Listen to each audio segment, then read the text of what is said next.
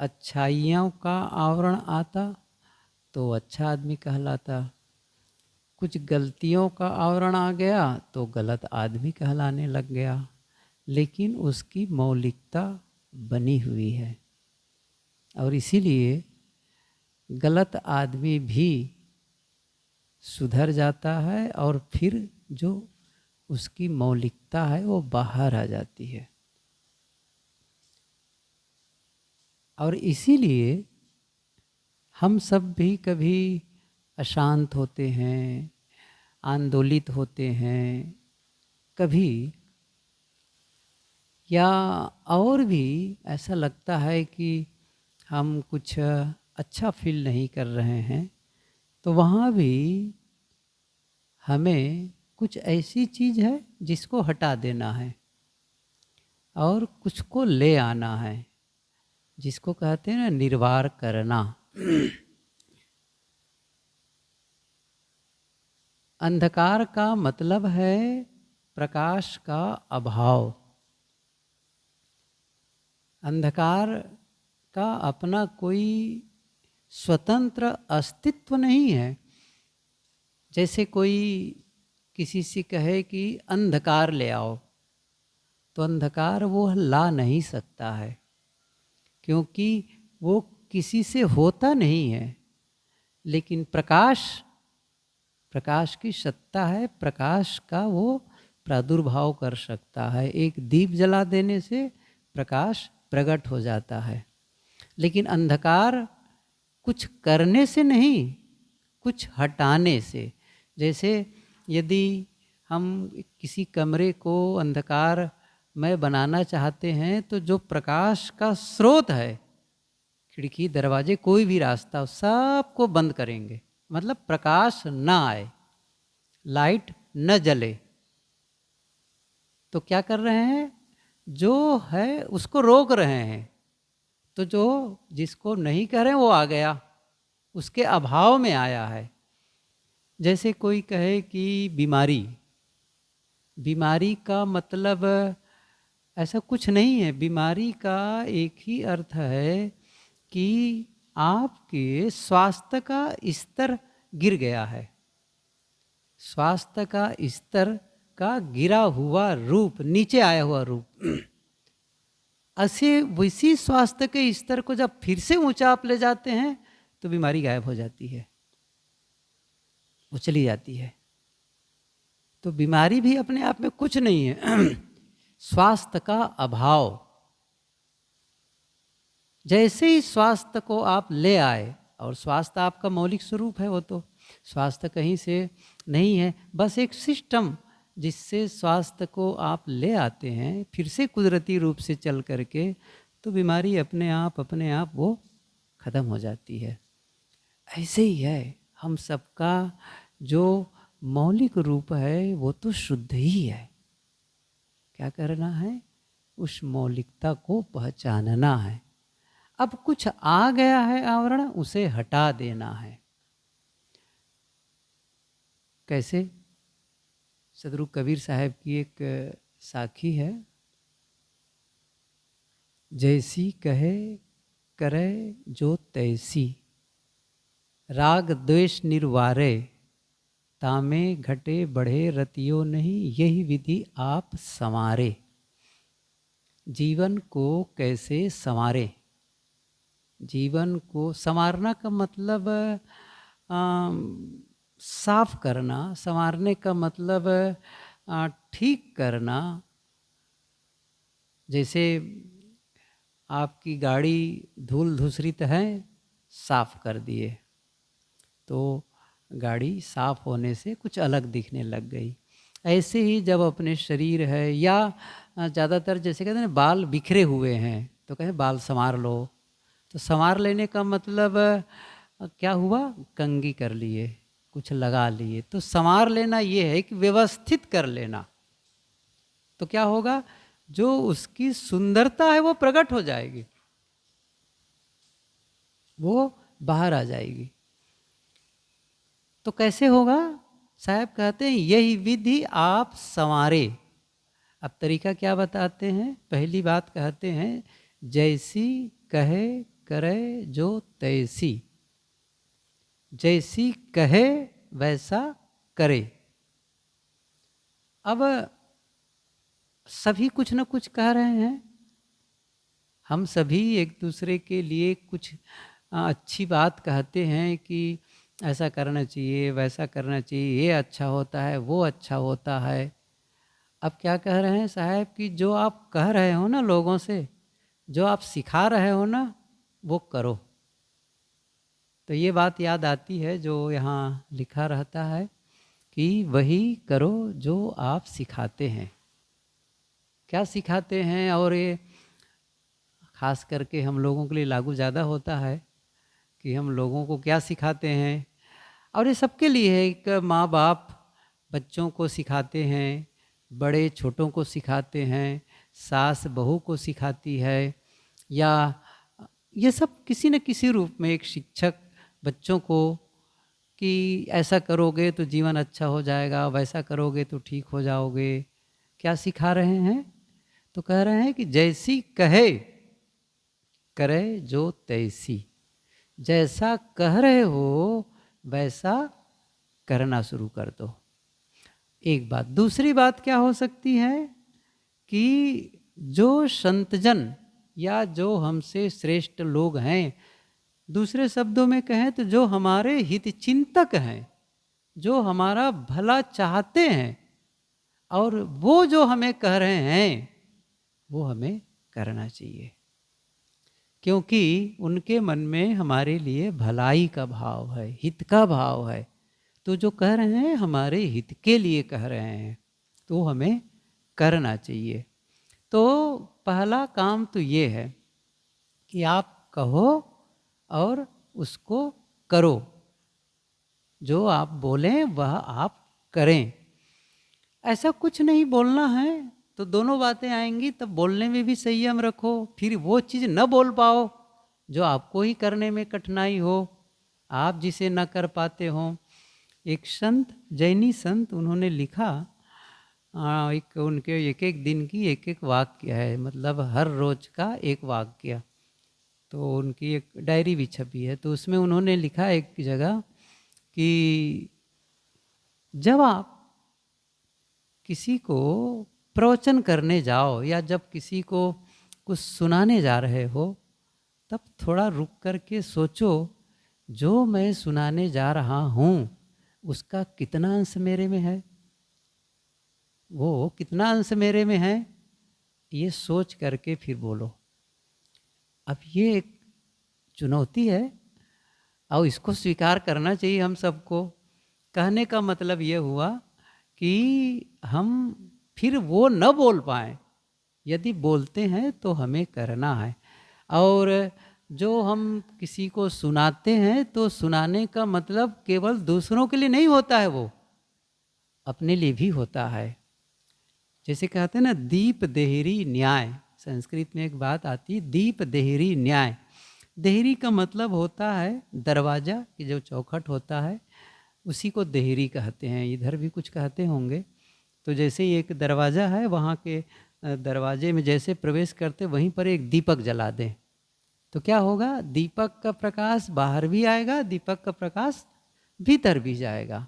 ऐसे ही जब आप बोलते हैं तो दूसरे तो सुनते हैं, खुद भी तो सुनते हैं। तो जो दूसरों के लिए उपदेश है वो खुद के लिए भी है। साहब कहते हैं जो कहो वह करो। ऐसा करोगे तो निर्वार होगा, ऐसा करोगे तो परिष्कृत होते चले जाओगे। एक तो अनावश्यक बोलना रुक जाएगा, थम जाओगे, और फिर जो बोलोगे उसको करने के लिए आप काम शुरू कर दोगे। दूसरी बात साहब कहते हैं कि राग द्वेष निर्वारे। राग द्वेष, ये जो दो शब्द हैं ये बहुत चर्चित है। जो बंधन के जो मूल कारण होते हैं उसमें भी ये राग और द्वेष आते हैं।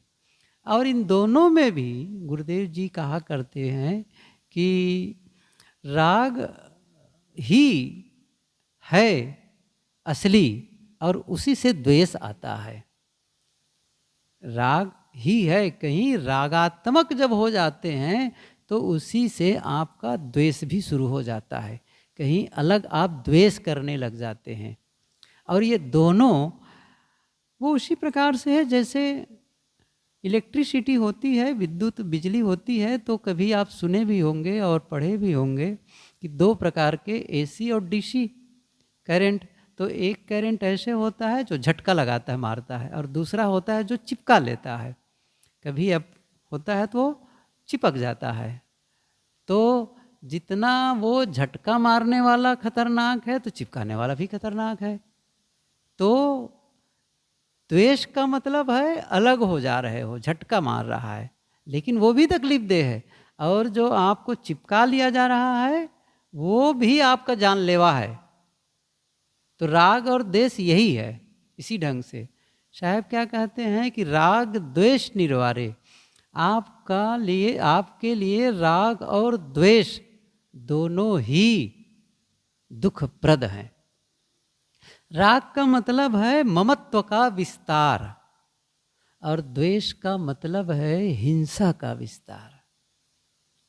राग का मतलब है ममत्व, अर्थात हम बहुत सारी चीज़ें हैं, उनमें से हम कुछ है जिससे हम अपना मान करके उससे हम स्थायी बनाए रखना चाहते हैं, बढ़ाना चाहते हैं, और उसी के लिए हमारा मन में भाव जगता है, विचार जगता है, उसके लिए बहुत सारे काम करते हैं। और क्या होने लगता है फिर, वो हमारे भीतर में जो राग के संस्कार होते हैं वो हमारे चित्त में घूमा करते हैं। जब किसी के प्रति आदमी बहुत ज़्यादा आसक्त हो जाता है तो वो एक चढ़ा रहता है। जैसे कि विषयों के विषय में कबीर साहब जी की ये पंक्ति भी है कि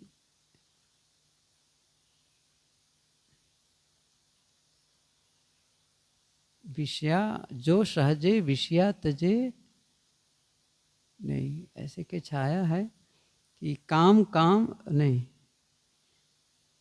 सब कहे काम न चिन्हे कोय, जो चित्त से उतरे नहीं। काम कहा वैसे ये ख्याल नहीं आ रहा है इस समय। कहने का मतलब है कि जो चित्त पे चढ़ा रहे, हमेशा बार बार उस चीज़ की याद आए। जैसे कोई किसी के रूप सौंदर्य को देख करके मन में आसक्ति बन गई है, तो फिर मन में क्या होने लगेगा कि कब मिलूं, कब बात करूं, कब उनसे अपनी बातें बताऊं। ये जो रागात्मक प्रवाह है ना, ये जोड़ता है, ये जोड़ता है। एक होता है मनुष्यों की समस्या क्या है, हम सबकी समस्या क्या है कि संबंधों के बिना हम रह नहीं सकते हैं। हमारे जीवन की स्थिति कैसी है, हम संबंधों में ही अपना जीवन व्यतीत कर पाएंगे, लोगों के बीच ही रह करके जीवन व्यतीत कर पाएंगे। पूरी तरह से मनुष्यों से अलग तलग हो जाएंगे और जीवन जिएंगे, नहीं हो पाएगा। जो संत अपने माने हुए परिवार को छोड़ देते हैं, लेकिन फिर कहीं जा कर के कहीं रहते हैं और वहाँ एक मनुष्यों का भी वो समाज होता है, तो जुड़ाव हो गया। कई वर्ष पहले की बात है, गुरुदेव जी के साथ एक बार उधर ही इलाहाबाद प्रयागराज के कुछ दूरी पर एक गांव, वहाँ पर रहते थे। कार्यक्रम छोटा सा रखे थे तो वहाँ हम लोग थे। गुरुदेव जी, अच्छा वो मकान ऐसा बना था जो प्राय आप गुजरात में कहीं देखे होंगे, ऐसा लंबा लंबा बनता है और कमरों से हो करके भी रास्ता बना रहता है। इधर थोड़ा कमरा का नुमा हो गया और बाजी बीच में रास्ता, उसी किनारे किनारे। ऐसे ही वो ज़्यादातर जो जगह कम होती तो एक लंबा बना दिए। अब जिसके पास में 12 फीट की ज़मीन मिली, 16 फीट की ज़मीन मिली और लंबा है तो कैसे बनाएंगे, वही तो बनाएंगे। तो वो वैसे ही मकान बना था।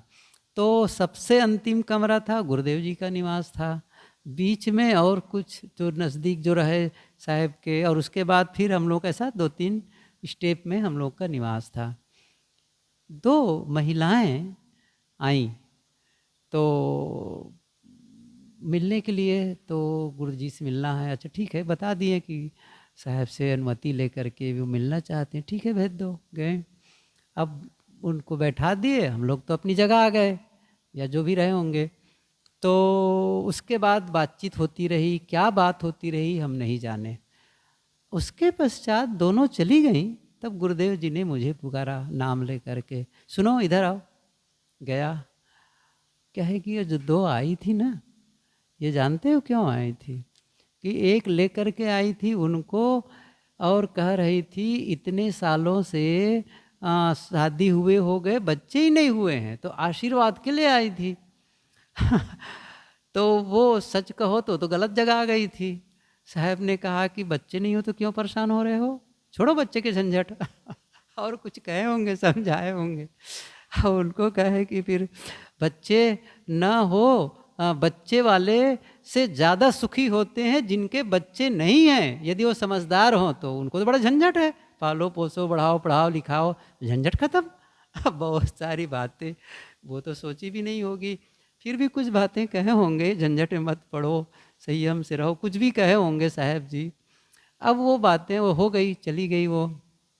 फिर मेरे से कहते हैं कि देखो कैसा आदमी दुखी होने के लिए कितने रास्ते हैं। आदमी दुखी होना चाहे तो कितने रास्ते हैं जरा देखो। अब वो ना हुआ, दुख मोल लेना चाहते हैं, अब झंझट खत्म है। तो लेकिन वो क्या चाहते हैं कि बच्चे हो ताकि मेरा दुख बढ़े। तो दुखी होने के लिए बहुत सारे रास्ते हैं। तो गुरुदेव जी क्या कहते हैं, देखो मैं यहाँ बैठा हूँ और यहीं से मैं अपने ही उस आश्रम के बारे में सोच करके दुखी हो सकता हूँ। ऐसा संजोग था, उसी के कुछ समय पहले इतनी तेज तूफान थी, आंधी थी कि वो 4 दीवारी बनी थी, वो दीवार गिर गई थी।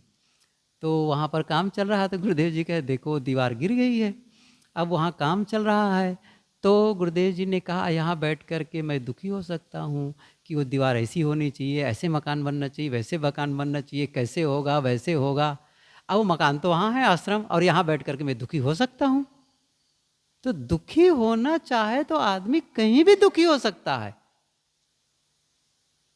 और यदि आदमी सुखी होना चाहे तो वह कहीं भी सुखी हो सकता है।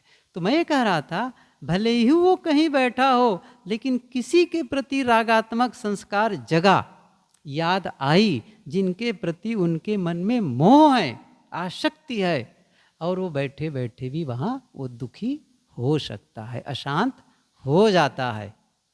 क्या है, सामने नहीं है, लेकिन ऐसा कुछ है कि वो सामने क्रिएट कर लेता है, ऐसा वो अपने में बना लेता है, और अंदर अंदर वह दुखी बना रह जाता है। साहब कहते हैं ये राग है जो आप जिसको लेकर के दुखी हो। जैसे हम राग में ही हम दुखी होते हैं, तो द्वेष की भी यही बात है। जैसे हमने किसी को अपना माना, देखो मैंने कहा ना, एक संबंध तो चाहिए, लेकिन संबंध को केवल आप इसलिए मान लें कि ठीक है भाई एक जिम्मेदारी है और उसको निपटा लेने का है। आज सुबह ही एक भाई से महाराष्ट्र के बातचीत हुई, तो बच्चा एक ही है उनका, तो वो भी शायद मेरे ख्याल से कक्षा 12 में है, तो पढ़ रहा है। फिर बात ये हुई कि 11-10 में है कि 12 जो भी होगा, तो शायद वो तो सुनता तो है नहीं है, फिर भी कभी सुन लेता है, करता है अपने ढंग से, और मेरा तो सुन भी लेता है, और मम्मी का तो सुनता ही नहीं है वो। बहुत बातें हुई, तब फिर वो भी बैठा था, बात कराए।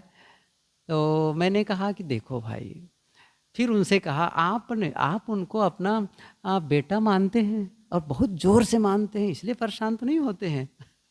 आप देखो, गुरुदेव जी कहते थे सदगुरु विशाल देव की वाणी को उद्धृत करते हुए कि भाई जीव क्या है, राही है। अब राही कहाँ चलेगा, पथिक कहाँ चलेगा, पथ पर रास्ता पर ही तो चलेगा। अब जीव जो है रास्ता में चल रहा है, तो रास्ता कहाँ है, माता पिता, तो माता पिता ही तो राही है, वहीं से तो गुजरेगा। अब जीव वहाँ जन्म ले लिया है, अब जन्म लेके आ गया, मेरा बेटा मेरी बेटी, अरे भाई वो स्वतंत्र जीव है उसकी अपनी इच्छाएं हैं। अब आपके बीच में आ गया तो आपका एक दायित्व है, उनको पाल पोस के बड़ा करो, पढ़ाओ लिखाओ और उनको योग्य बना दो। अब उनको लेकर के कि वो आपके अनुसार नहीं हो रहा है, वो हो रहा है, जितना आप परेशान होंगे। मैंने कहा आजकल बहुत एडवांस हो गया है। जो चीज़ें आज से 25 साल पहले, 30 साल पहले जिसको सीखने में वर्षों लगते थे, आज घंटों में सीख लेते हैं। इतना इन्फॉर्मेशन जितना जल्दी गेन कर रहे हैं कि बच्चे बहुत जल्दी वो मैच्योर्ड हो गए हैं और समझदार हो गए हैं। अब उनके बीच आप बोलेंगे तो फिर काम नहीं बनने वाला है। आप बस काम कर दो और फिर उनको छोड़ दो अपने ढंग से। मैं ये कह रहा था कि आदमी संबंध के बिना हम नहीं रह सकते हैं, लेकिन उस संबंध को हम ये चाहेंगे कि जैसा मैं चाहूँ वैसा ही हो, ये हो। आप दुख का बीज बो रहे हैं। फिर ऐसा नहीं इसका मतलब अपने दायित्व का निर्वाह न करें, उनको हित की बात न बताएं, सब करें, लेकिन यदि प्रयास करने के बावजूद यदि उसमें आपको नहीं लगता कि सुधार की संभावना है, क्या है, तो जितना आपको पहल करना चाहिए कर लो। लेकिन उसके पश्चात संतोष, ठीक है भाई, वो भी तो अपने साथ कुछ लेकर के आया है, तो उनको थोड़ा सा रिलैक्स छोड़ दो, थोड़ा से छोड़ दो। नहीं तो क्या होगा, आप भी दुखी होंगे, और जितना आप दुखी और अशांत होंगे उतना ही आप उनके लिए कुछ अच्छा नहीं कर पाएंगे। क्या होगा, जितना आप दुखी और अशांत होंगे और उसी अशांति में फिर उनके साथ व्यवहार करेंगे, फिर बिगड़ेगा। इसलिए आप शांत होकर के, प्रसन्न होकर के, उनके प्रति भला का भाव सोच करके ही काम करो जो हो पाए।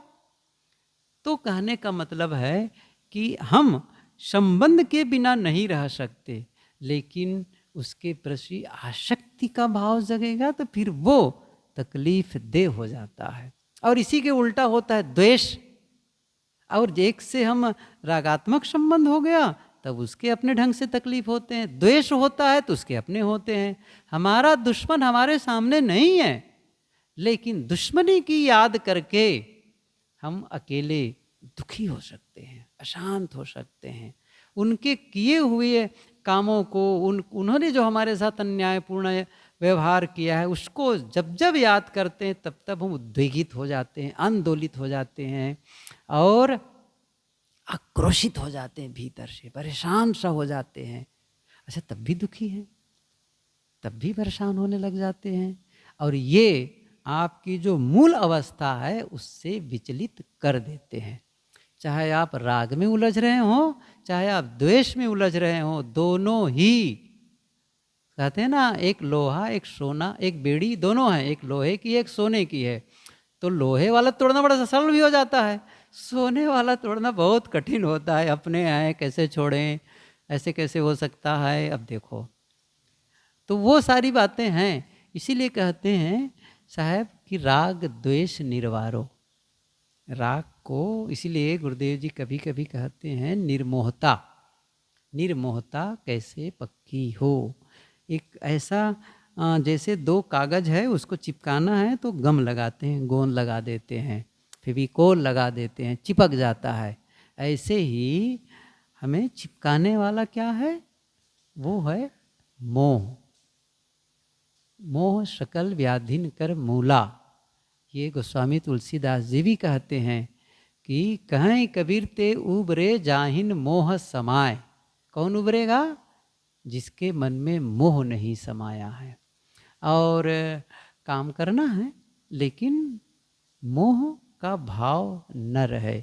एक दायित्व है, ठीक है, कर दिए, अच्छे से अच्छे करना है, और फिर जो हो उसके प्रति थोड़ा से निश्चिंतता का भाव हो तो थोड़ा सा हल्का भी पन रहेगा, सब ठीक रहेगा। तो साहब कहते हैं जैसी कहे करे जो तैसी, जो कहो वैसा करो। दूसरी बात कहते हैं राग द्वेष निर्वारे। राग और द्वेष का निर्वार करो, अर्थात जब भी अकेले में बैठें तो आपका चित्त खुद देख लें, चित्त को कहाँ जा रहा है, किसी के प्रति आकर्षित तो नहीं हो रहा है, किसी से मिलने को बेताब तो नहीं हो रहा है, किसी को देखने के लिए बेताब तो नहीं हो रहा है, किसी की याद मुझे सता तो नहीं रही है, फिर वो काटने जैसा है। या किसी की दुश्मनी मुझे बदले का भाव जगा रहा है, मन में नफरत और घृणा का भाव जग रहा है, वो भी मुझे परेशान करेगा। नहीं, ठीक है, सबके प्रति मैत्री का भाव हो, प्रेम का भाव हो, कोई गलत नहीं है, लेकिन ये जो राग और द्वेष है ये हमें दुख देते, या उससे हम दुखी होते हैं, अशांत होते हैं, ये उत्तेजना है, उत्तेजना है, हम उत्तेजित हो जाते हैं, आंदोलित हो जाते हैं। जो मूल स्वभाव है उससे हम विचलित हो जाते हैं। साहब कहते हैं राग द्वेष निर्वारे, उसका निर्वार करो, उससे छुटकारा पाओ, उससे अलग हो। निर्वारना मतलब सफाई करना, निर्वार कर देना। और फिर क्या कहते हैं आगे, तामे घटे बढ़े रतियों नहीं।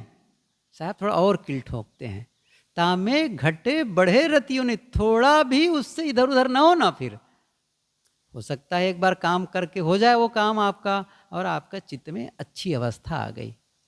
जब अच्छी अवस्था आ गई है तो फिर उसमें घटबड़ न करो, फिर से मत वहीं जा कर के परेशान होने लग जाओ, या फिर और कोई बदले का भाव वाला काम न करो। तामे घटे बढ़े रतियों, रत्ती भर भी फिर अपने पद से विचलित न हो। साहब कहते हैं यही विधि आप संभाले, इस विधि से, इस तरीके से अपने आप को संवारो। अर्थात हमें ही अपने चित्त को देखना है, मेरे चित्त में कैसे विचार उठ रहे हैं, किसके प्रति, क्योंकि मेरे अलावा कौन जानेगा, मैं ही तो जानूंगा। मेरे मन में दूसरों को मैं धोखा दे सकता हूँ, दूसरों की आंखों में धूल झोंक सकता हूँ, लेकिन अपने को धोखा नहीं दे सकता कि मेरे मन में किसके प्रति मोह के भाव जगते हैं, कौन है जिसको लेकर के मेरे मन में रागात्मक संस्कार आते हैं, मैं ही जानता हूँ। किसको लेकर के मन में द्वेष का भाव जगता है, उनके प्रति जैसे उनकी याद आई वैसे ही मेरे मन में कड़वाहट आ जाती है। क्या है वो, कौन है वो? और इसके लिए काम करना पड़ेगा। जब तक वो काम नहीं किया जाएगा कि मेरे चित्त में किसी के प्रति द्वेष और नफरत का भाव, बदले का भाव न रह जाए। और इसी के लिए मैत्री की साधना, क्षमा की साधना की आवश्यकता होती है, और निर्मोहता की साधना की आवश्यकता होती है। ये करना है, और जब करने के आगे बढ़ जाते हैं करते हुए, तो साहब कहते हैं फिर अब उसको में आप तामे घटे बढ़े रतियों नहीं, फिर आप उसको लेकर के फिर विचलित मत हो। ठीक है, हुआ, क्योंकि आप देखेंगे तो जो बुद्ध जैसे महापुरुष जब उनका जीवन था तभी शाक्य वंशियों को कईयों को मार डाले थे, हत्या हो गई थी। मतलब वो रजवाड़ों की आपस की जो लड़ाई थी ना, उसको लेकर के, और उनके सामने ये सूचना आई।